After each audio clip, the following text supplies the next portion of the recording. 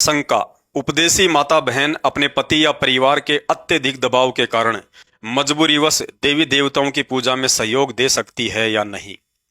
गुरुदेव भगवान कहते हैं, माई मसाणी सेड शीतला भैरव भूत हनुमंत, परमात्मा उनसे दूर है जो इनको पूजंत। 100 वर्ष सतगुरु की पूजा, एक दिन आन उपासी, वो अपराधी आत्मा फिर पड़े काल की फांसी।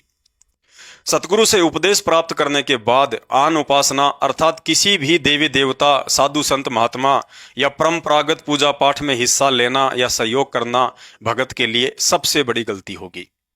जिस प्रकार जहर को चाहे जानबूझकर खा लें या दबाव में आकर खा लें, जहर अपना असर करता ही करता है।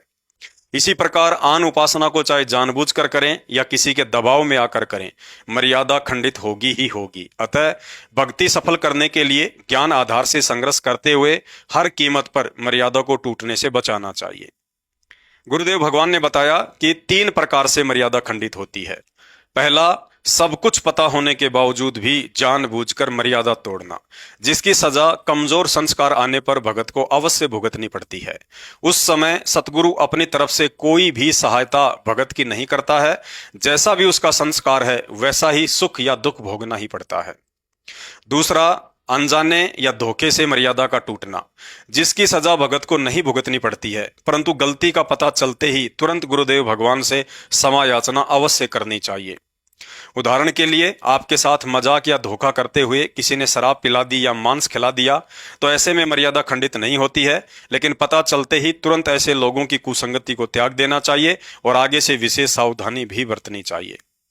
तीसरा, मजबूरी या दबाव में आकर मर्यादा तोड़ना।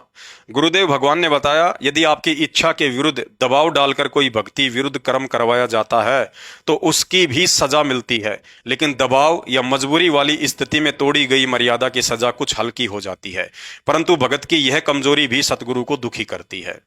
इसलिए भगत को चाहिए कि ज्ञान को आधार बनाकर अपने आत्म कल्याण के लिए बहन मीराबाई व भगत मंसूर की तरह अपने सतगुरु भगवान पर विश्वास रखकर उन परिस्थितियों का डटकर मुकाबला करेंगे तो भगत के साथ परमात्मा भी खड़ा हो जाता है। यदि संघर्ष से पहले ही घुटने टेक कर हार मान लेंगे तो ऐसी कायर आत्माओं का सतगुरु भी साथ नहीं देता। भाइयों और बहनों, सत्संग सुनकर थोड़ा सा विचार अवश्य करना होगा। हमसे भक्ति करवाकर सतलोक ले जाने के लिए गुरुदेव भगवान का कोई स्वार्थ नहीं है। कोई ये सोचे कि सतलोक में परमात्मा ने बहुत बड़ी कोई फैक्ट्री खोल रखी होगी और वहां की लेबर ने हड़ताल कर रखी होगी, इसलिए परमात्मा हमसे मजदूरी करवाने के लिए यहां से लेकर जाना चाहते हैं। ऐसा बिल्कुल भी नहीं है। ये तो हम नीच आत्माओं का कोई पुरबला भाग्य उदय हुआ है, जो सतलोक के राजा सतगुरु रामपाल जी भगवान हम पर प्रसन्न होकर समस्त गलतियों को नजरअंदाज करके इस नरक से बाहर निकालने के लिए स्वयं ही चलकर आए हैं।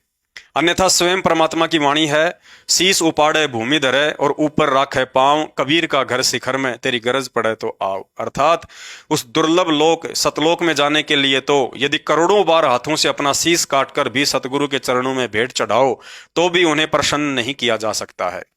लेकिन आज हमारी सोच से भी परे इतने सस्ते में भगवान प्रसन्न होकर सतलोक से चलकर और उल्टा स्वयं ही सतलोक चलने के लिए हमसे प्रार्थना कर रहा है।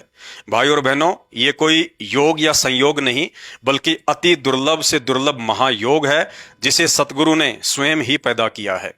अन्यथा जो भयंकर गलतियां करके परमात्मा की नजरों से नीचे गिरकर काल के साथ साथ इस 21 ब्रह्मांड रूपी जेल में गिरकर युगों युगों से हम महाकष्ट भोग रहे हैं, उन गलतियों की क्षमा याचना यहां हमारी किसी भी क्रिया से संभव नहीं है।